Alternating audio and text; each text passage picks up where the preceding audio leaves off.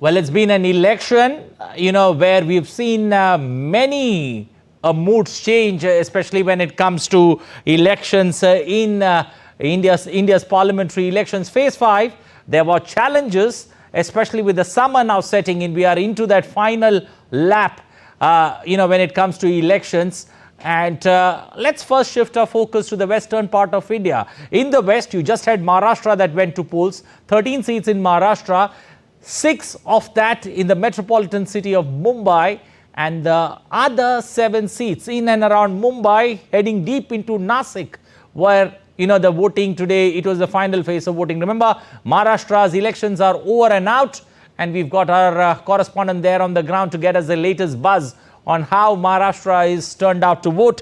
Yogesh Sheetal getting us the ground pulse there, joining us this evening. Yogesh, good evening. Welcome to the great Indian elections. Let me look at these numbers. Maharashtra, once again, the lowest turnout in all the 5 phases that you see in Maharashtra, and with maximum city voting today, Maharashtra seems to be getting, or seems to be, in nobody's hands when it comes to, taking a call on how Maharashtra and the fortunes of the political parties of Maharashtra.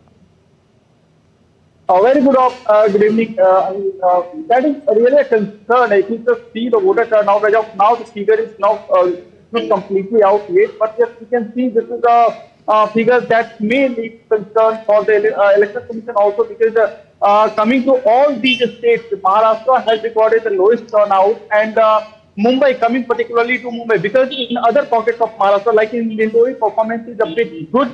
Coming to also Palghar, performance is good, but yeah, in city there are 6 constituencies, and in these constituencies the turnout is roughly somewhere around 46 to 48 between these 2 figures. So yes, turnout is a concern, obviously. Now coming to the reasons behind this can only be given after the proper analysis, because what may be the reasons? Urban apathy has been a concern. A lot of articles we have seen by the former election commissioners and by the experts also on this issue.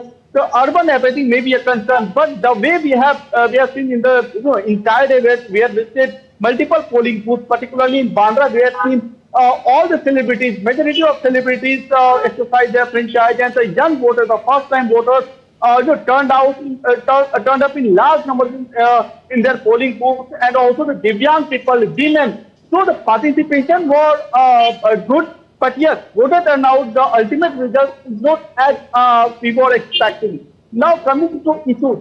See, in Maharashtra, the ultimate thing is to claim the legacy of late Balasaheb Thackeray. This is the exact thing which is just going around between 2 factions of Shiv Sena, Balasaheb Thackeray, and Shiv Sena, Eknath Shinde. And on the same line, coming to NCP, who will claim the real NCP? Because the Supreme Court is already there, the political dust has already been settled. Now the symbol, the party symbol is already with Ajit Pawar. But who will claim the exact workers, the party workers, the foot soldiers of the entire western Maharashtra, particularly the rural base, the Solapur, Pune, Thiru, Mawal, Pune city. These are the constituencies where we have seen that how the entire battle was between the both factions of NCP led by Ajit Pawar, NCP led by Sharad Pawar. Okay. Now coming to BJP and Congress. Yes, in 2019, we have seen all the 6 constituencies in Mumbai were won by NPA, comprising of Shiv Sena and BJP. Now, this time, it remains to be seen that what would be the result, of the entire effort, entire engagement, entire, you can see the Herculean task that was taken by all the top leaders of these parties. So, obviously, the battle in Maharashtra, political battle is over now, we can see. But yes, the entire things are now, it remains to be seen that how the things are going to unfold in the days to come. Over to you. Okay. We also got Gautam Roy joining us from Ladakh. We've got Salman Haider joining us from Bihar. Let me come first to you, Gautam. Looking at the numbers from Ladakh and Baramulla breaking their 30-year-old record, put these 2 numbers into significance, especially for viewers across the globe. Well, Anil, good evening, or Jule from Ladakh, and yes, it is significant in terms of the number of people turning up to vote, because it tells us that people are taking an active interest, a very enthusiastic interest in this democratic exercise that is going on through the nation. Although some people have talked about 7 phases being too long, some people saying that the turnout has been lower in the previous phases, but let's see that. Let's see if the voters in this particular phase turn a new leaf. We've seen in Ladakh till 5 p.m. 67.15% polling. The final figures are still to come in because, as I was explained by Ladakh's Chief Electoral Officer, Mr. Maralkar, that there are certain dark areas where mobile networks are not that great. Even walkie-talkies that they have, which work, I think, on shortwave, don't really work that well. Not too many of them, some polling stations, about half a dozen of them. And the other thing to note is that there are 2 districts in Ladakh, which is the largest constituency in the country in terms of a parliamentary seat. And the difference between Leh district and Kargil district, the 2 districts that are there in this constituency, Leh 62.5% for 5 p.m.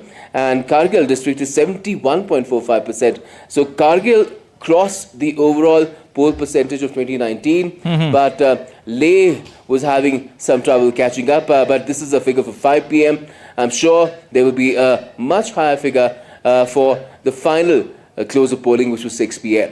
Okay, let's also shift and get Salman Haider on board. Salman, seats in Bihar that went to polls. Give us a sense of the big ticket clash, especially in many seats in Bihar that take place, and the voting pattern that one seen in Bihar in this particular phase.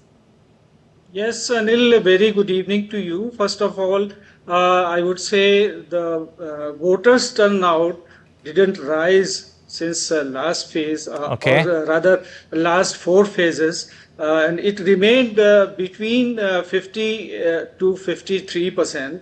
On an average, it was 52.80 something. Okay. So the lowest recorded 50.46 in Saran district, while the highest was 55.30 in Muzaffarpur. So these were the situation, and if we talk about the stalwarts, big wigs, Hajipur, where the son of Chirag Paswan is there, the voting percentage is 53.81%, and he is in fight with his Indi Gathbandhan's opponent, Shiv Chandra Ram is there. And in Muzaffarpur, Dr. Raj Bhushan Nishad of NDA is fighting election against Ajay Nishad of Congress. Ajay Nishad was earlier in BJP, and last election he won there on the ticket of BJP. And another seat, hot seat, I would say, is Saran, where Rajiv Pratap Rudi is fighting election against Rohini Acharya, as you know, who is the daughter of Lalu Prasad. Lalu Prasad Yadav. And there is an objection from the several quarters about her nationality. Some says that some say that she resides in Singapore, and how she will come here and look after the development work and all that. But the thing remains to be seen is the voters' enthusiasm is somewhat.